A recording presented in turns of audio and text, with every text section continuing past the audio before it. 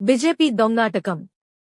ఎన్నికల ప్రజాస్వామ్యానికి గొడ్డలిపెట్టుగా పరిణమించిన ఎలక్టోరల్ బాండ్ల విధానాన్ని సమర్థించుకోడానికి సుప్రీం కోర్టులో మోడీ ప్రభుత్వం చేసిన వాదనలు ప్రజల పట్ల దాని జవాబుదారీ రాహిత్యానికి అద్దం పడుతున్నాయి.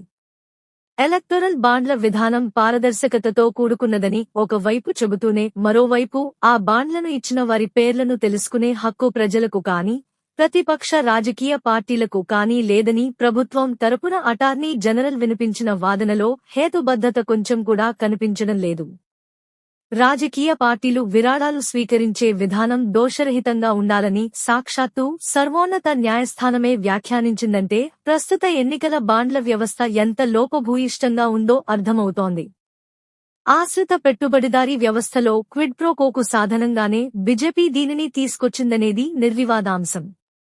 ఎలక్టరల్ డెమోక్రసీలో పోటీ చేసే రాజకీయ పార్టీలు అభ్యర్థులకు సమాన అవకాశాలు లభించేలా చూడాల్సిన ఎన్నికల సంఘానికి ఈ ఎలక్టరల్ బాండ్లపై ఎలాంటి నియంత్రణ కానీ పర్యవేక్షణ కానీ లేకుండా చేయడం ఈ బాండ్ల విధానంలోని మరో పెద్ద లోపం. నల్లధనాన్ని విదేశీ కంపెనీలతో కుదుర్చుకునే డీల్స్లో ముడుపులు ఎలక్టోరల్ బాండ్ల రూపంలో అధికార పార్టీకి అందేలా చూసుకోవచ్చు.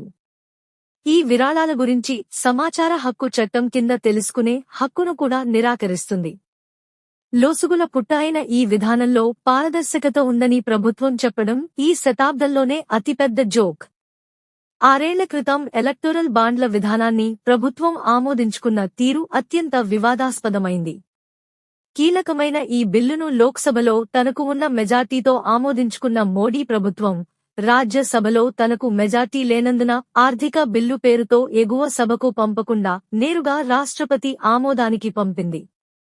ఎలక్టోరల్ బాండ్ల చట్టబద్ధతను ప్రశ్నిస్తూ association for democratic reforms ADR, CPI, M మరికొందరు దాఖలు చేసిన పిటిషన్లపై విచారణ జరిపిన చీఫ్ జస్టిస్ డివై చంద్రచూడ్ నేతృత్వంలోని రాజ్యాంగ ధర్మాసనం రాజకీయ పార్టీలకు ఎలక్టోరల్ బాండ్ల ద్వారా వచ్చిన విరాళాల పూర్తి వివరాలను 2 వారాల్లోగా తనకు అందజేయాలని ఆదేశించింది.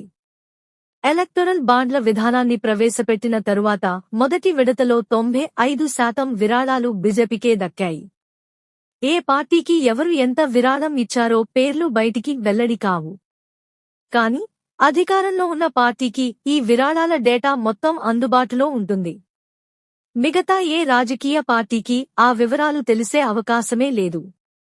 కాబట్టి ప్రతిపక్షాలకు బాండ్లు ఇచ్చే వ్యక్తులను, సంస్థలను టార్గెట్గా పెట్టుకుని ఈడీ, ఐటీ వంటి వాటిని ఉసిగొలిపేందుకు అధికార పార్టీకి అవకాశమిస్తుంది.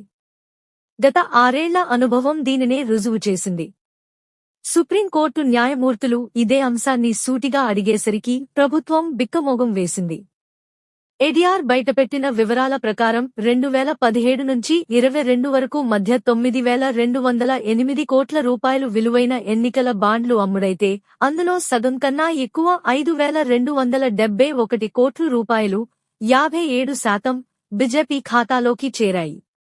రెండో స్థానంలో ఉన్న కాంగ్రెస్కు అందిన విరాళాలు 952 కోట్ల రూపాయలు మాత్రమే. మిగతా మొత్తంలో కొంత దేశంలోని వివిధ ప్రాంతీయ పార్టీలకు చేరింది. 9 ఏళ్ల పాలనలో బీజేపీ కార్పొరేట్లకు అనేక రూపాల్లో లబ్ధిని చేకూర్చిపెట్టింది. రుణాలను మాఫీ చేసి, రాయితీలను పెంచి, ప్రభుత్వ ఆస్తులను ఉదారంగా ధారాదత్తం చేసి శతకోటి సంపన్నుల సేవలో సంపూర్ణంగా తరించిపోయింది.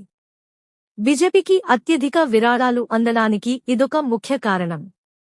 కోవిడ్ సమయంలో పీఎం కేర్ పేరిట సేకరించిన కోట్లాది రూపాయల విరాళాల విషయంలోనూ కేంద్ర ప్రభుత్వం ఇలాంటి దాపరికాన్నే పాటించింది. తరచూ నీతి సూత్రాలు వినిపించే బీజేపీ విరాళాల అంశంలో పారదర్శకత పాటించటానికి ఎందుకు భయపడుతోంది? తన నిధుల మూలాలు తెలిస్తే ఆశ్రిత పెట్టుబడిదారులతో తన గాఢానుబంధం బయటపడుతుందనే బెరుకు కావచ్చు. 2019 ఎన్నికల్లో ఓటర్లను ప్రలోభపెట్టడానికి, అభ్యర్థులను వశపర్చుకోవటానికి, రాజకీయ ప్రత్యర్థులను దెబ్బతీయడానికి ఈ బాండ్లను అది ఒక సాధనంగా వాడుకుంది. ఇప్పుడు కూడా అదే పని చేస్తోంది. దానికి దోహదపడే విధంగా రాజ్యాంగ సంస్థలను, విధివిధానాలను పునర్నిర్మిస్తోంది. విరాళాలపై పారదర్శకత పాటించకుండా దాపరికమే తన విధానంగా ప్రవర్తించటం బీజేపీ దివాళాకోరుతనానికి, నీతిరాహిత్యానికి ఒక గట్టి ఆనవాలు. ఈ ధోరణి ప్రజాస్వామ్య విలువలకు పెను సవాలు.